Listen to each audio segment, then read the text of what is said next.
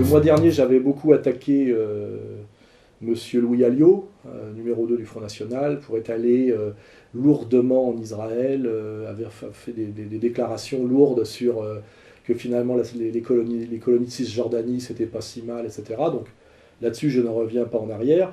Mais ce qui est intéressant, c'est que là, il vient d'intenter un procès, non pas à moi, mais à un journaliste de JSS News, je crois, d'un site pro-sioniste, qui, malgré tout ce que M. Alliot a fait pour se rappeler qu'il était un quart juif par le beau-frère, est allé en Israël, enfin donc il a vraiment fait tout ce qu'il fallait pour se faire bien voir, et ben résultat des courses, pour l'en remercier, un journaliste dans JSS News l'a traité d'antisémite notoire, voilà.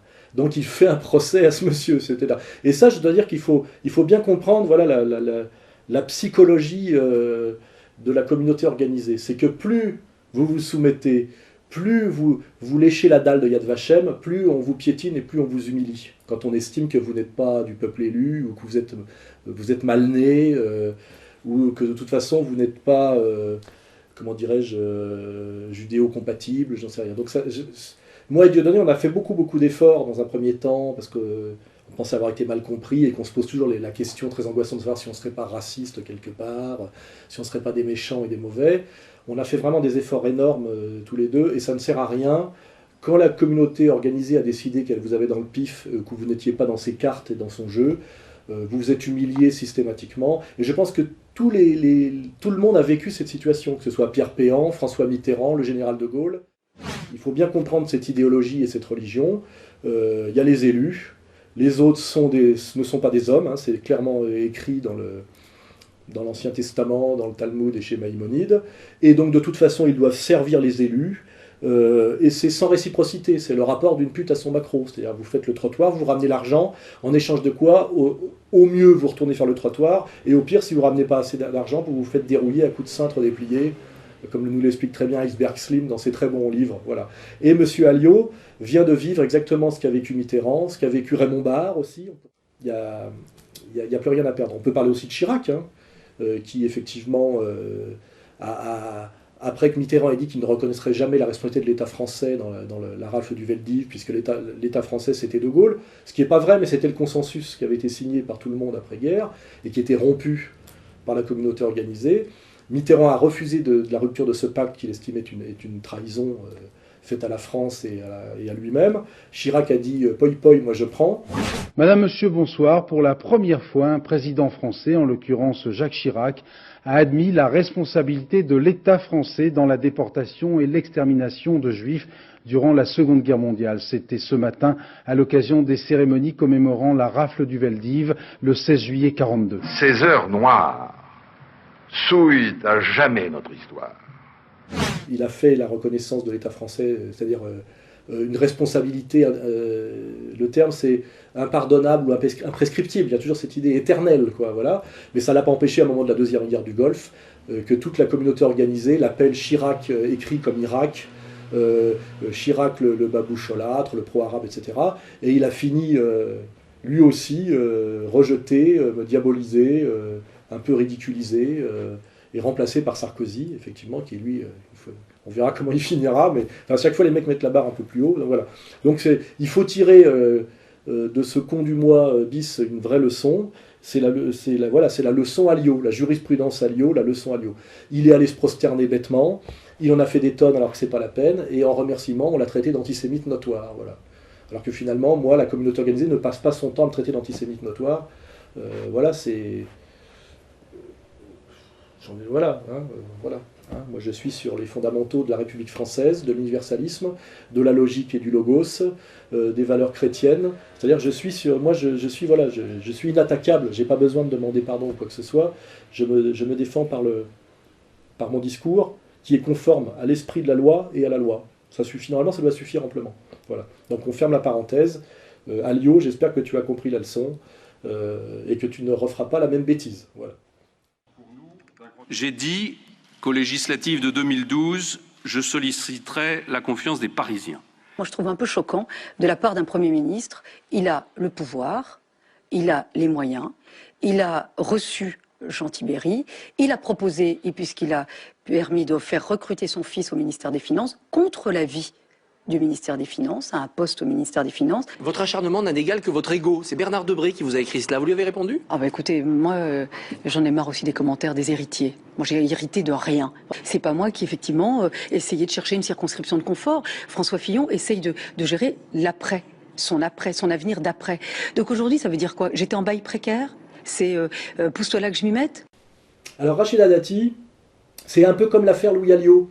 C'est des leçons qu'il faut recevoir de l'histoire. Hein, on ne se prosterne pas devant la communauté organisée quand la communauté organisée a décidé que vous étiez un manant, c'est-à-dire que vous n'avez ce qu'on appelle un goy, vous n'avez pas de sang bleu, vous ne prétendez pas, c'est le bourgeois gentilhomme quoi.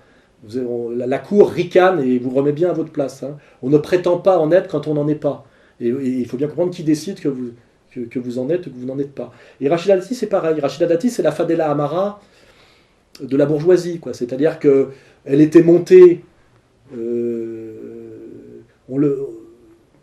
Elle était montée, enfin, elle avait comme on dit, l'écoute du président, on va dire. J'ai dit l'écoute, pas les couilles, hein, voilà.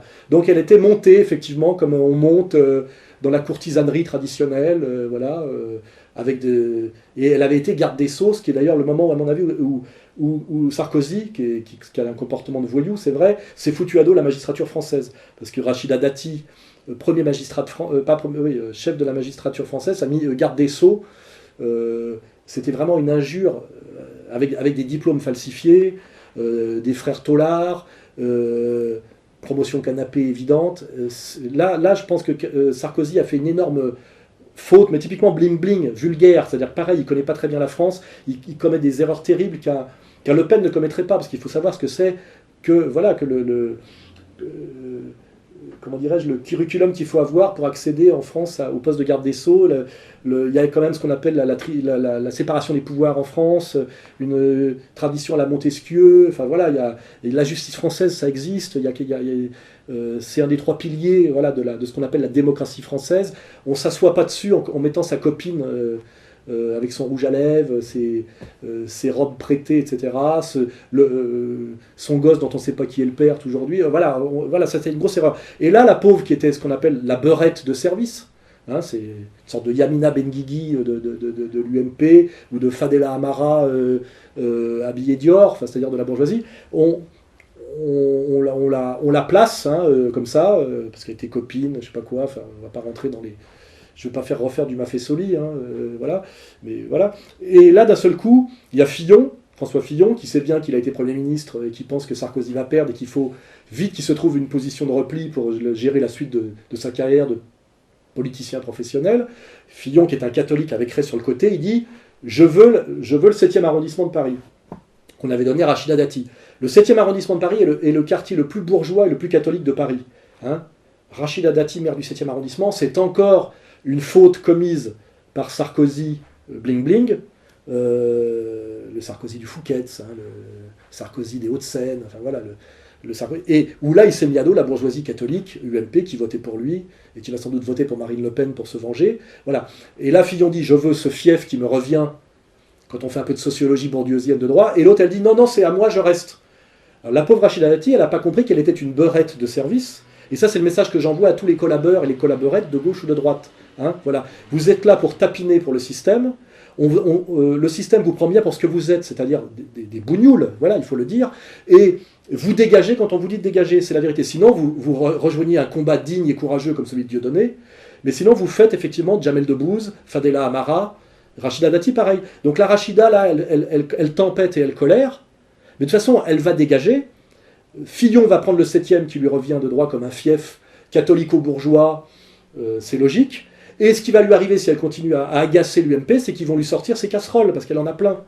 Donc il faut qu'elle comprenne qu'elle a été une collaborette dont le système s'est servi en la méprisant et dont elle s'est servie un peu pour effectivement exister un peu, mais qu'elle a le même destin que Fadela Amara, que Jamel Bourras, que Jamel Debbouze, que tous ces gens issus de la diversité et de l'immigration, qui n'existant pas par eux-mêmes, par une vraie puissance communautaire et un vrai soutien, mais existant par la trahison, par voilà, je sais pas comment on dit, par la soumission, la prostitution, hein, on peut le prendre à plusieurs niveaux, et ben en fait n'ont pas d'existence réelle, c'est-à-dire qu'ils dégagent quand on leur dit de dégager. Et elle va dégager, et soit elle va dégager en silence et en fermant sa gueule, soit si elle fait trop chier, et ben l'UMP qui a tous les moyens de lui nuire, parce qu'effectivement il suffit de claquer des doigts pour qu'on sorte ses diplômes trafiqués, sa famille, son frère, machin, etc. Elle subira en plus une humiliation terrible, et de toute façon, voilà, et que ça serve de leçon aux autres. Hein, voilà, aux autres collabeurs et collaborettes, que ce soit PS ou UMP.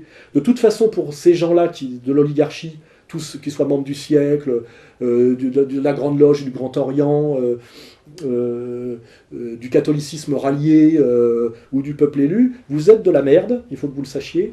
Et de toute façon, voilà, vous existez tant que les autres décident que vous existez. Et sinon, vous dégagez, on vous reprend votre médaille d'or si vous avez été champion de judo. Voilà, c'est la même chose. Voilà.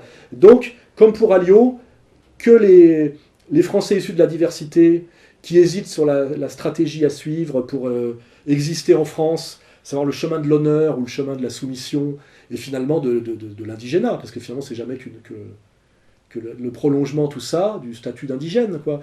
Voilà, comprennent bien que de toute façon, votre destin sera, sauf si vraiment vous êtes vraiment allongé sous le bureau sans jamais relever la tête, votre destin sera celui de Fadela Amara, celui de Rachida Dati, ou à gauche, celui de tous ceux qui ont essayé de monter dans le wagon, qu'ils avaient d'ailleurs parfois, dont ils avaient été les locomotives, comme la Marche des Beurs, devenue SOS Racisme, que votre destin, c'est la soumission. Je ne parle pas d'un sopo, quoi, je veux dire, voilà, si le jour où vous péterez de travers, voilà, vous serez dégagé, humilié, et on vous sortira toutes les casseroles que vous avez déjà. Votre destin sera des petits Ben Ali, des petits Moubarak, voilà. Et c'est moral, et c'est bien fait pour votre gueule, voilà. Hein, c'est une petite plaisanterie, voilà. Ce qui est assez triste, c'est que Obama s'était fait élire sur le discours du Caire, avait promis que la Palestine serait représentée à l'ONU. Donc en fait, le Wall Street l'a poussé en avant, financé, mis au pouvoir, en disant tu pourras faire 2-3 trucs. Pas juste seulement défendre voilà, l'oligarchie, etc. Et petit à petit, à coup de pompe dans le cul, comme un bon nègre de maison, une sorte finalement de Rachida Dati américaine, il a été obligé de se parjurer de A à Z, faire des guerres coloniales où on tue les Africains en Libye, donner des sous à Wall Street pour renflouer leurs propres pertes en transmettant toute la dette aux générations futures américaines de la classe moyenne,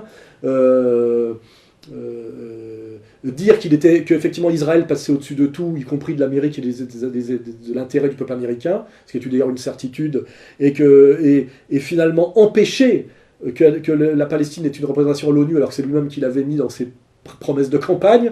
Enfin voilà, il y a cette soumission et cette humiliation du nègre de maison choisi par ses maîtres. Et pour les crétins qui pensaient que c'était une chance pour les Noirs, une victoire des Noirs d'avoir Obama comme président, je pense qu'il faut qu'ils comprennent, j'avais déjà dit tout ça à l'époque, un nègre de maison est un nègre de maison, et finalement il n'y a rien de plus humiliant que d'être représenté quand on a peut-être une conscience africaine comme là avec Kémy Séba, il n'y a rien de plus humiliant que d'être représenté par une Rachida Dati, quand on est issu de la communauté maghrébine, par un Obama quand on a du sang africain. Il vaut mieux finalement être représenté par Dieudonné, par Kémy Séba, par le libre penseur, Salim, de son prénom. Voilà, il faut bien choisir ses représentants quand on prétend la fierté. Si on veut des places et bouffer un moment, il y a d'autres voies qui s'appellent les voies de l'esclavage, de la soumission, de l'indigénat. C'est les voies qui ont été à la portée de tous ces gens-là du temps de l'empire colonial. Et à un moment donné, c'est de savoir si réellement ils veulent en sortir ou pas.